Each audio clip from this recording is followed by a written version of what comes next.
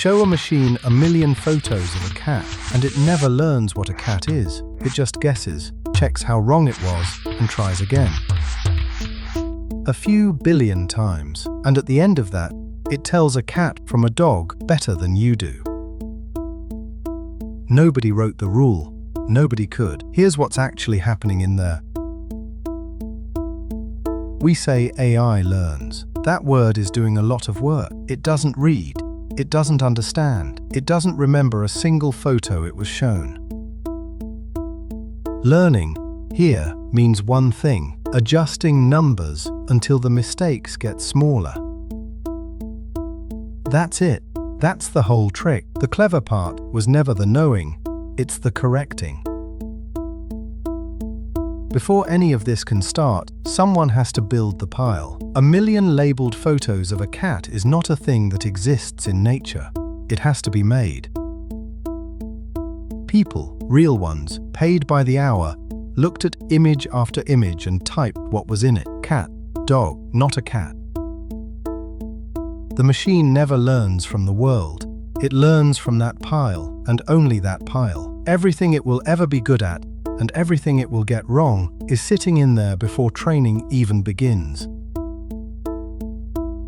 Picture a machine covered in dials, millions of them. Each one does something tiny and boring. Make this pixel matter a bit more.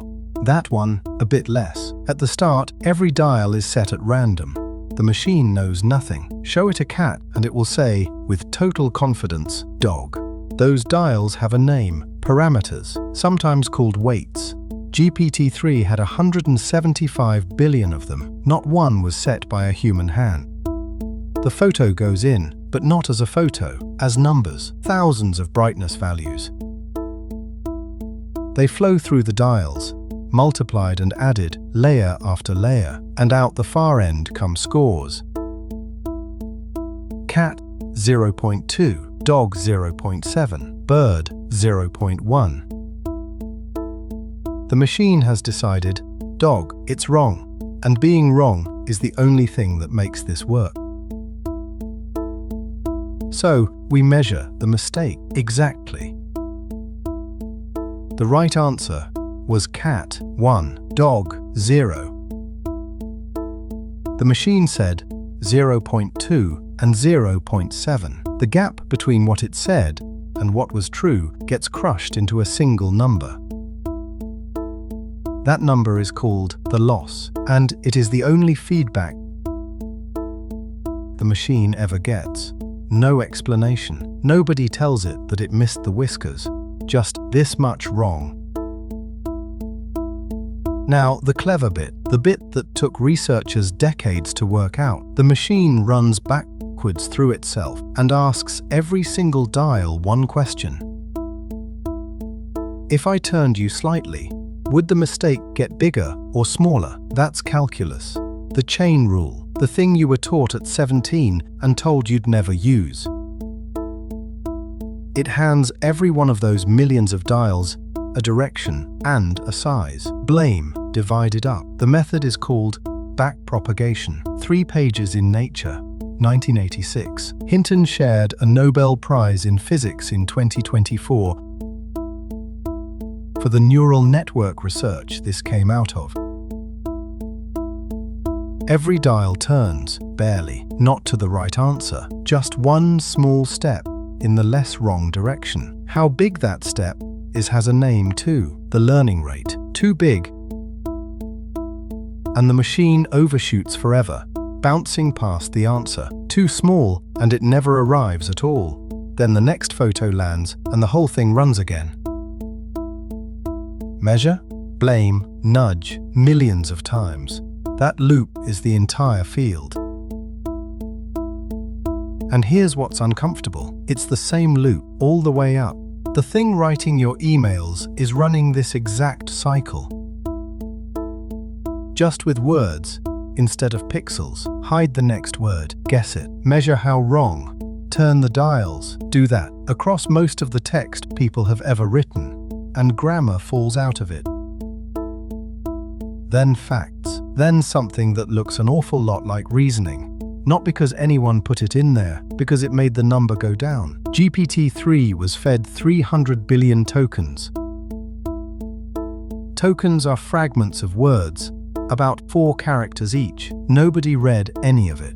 Nothing in there was checked. It was simply fuel.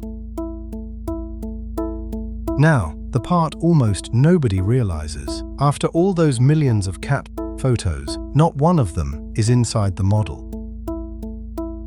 They're gone.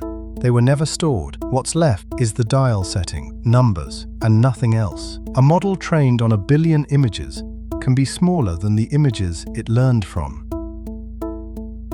It didn't compress them, it never held them, and it gets stranger. Open it up and go looking for where cat lives. You won't find it. There's no cat neuron. There's no folder. Cat is a pattern smeared across millions of numbers, and no human can read it. We build these things. We can watch them run. We still cannot open one up and explain a single decision it makes. The people who build them call it a black box. They're not being poetic. And there's a trap sitting inside that loop. Run it too long on the same pile, and the machine stops finding patterns and starts memorizing answers. It scores perfectly on everything it studied, then falls apart the second it meets something new. That's called overfitting. It's the difference between learning and cramming. Every model you've ever used was stopped deliberately before it got there.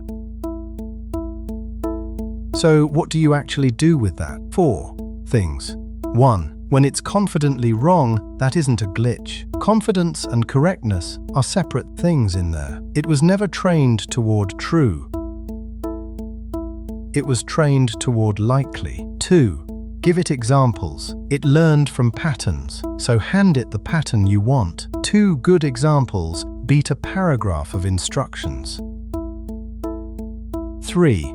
It's frozen. Training stopped on a date, and unless it's given a tool to go look, it doesn't know what happened after. It also won't warn you. 4.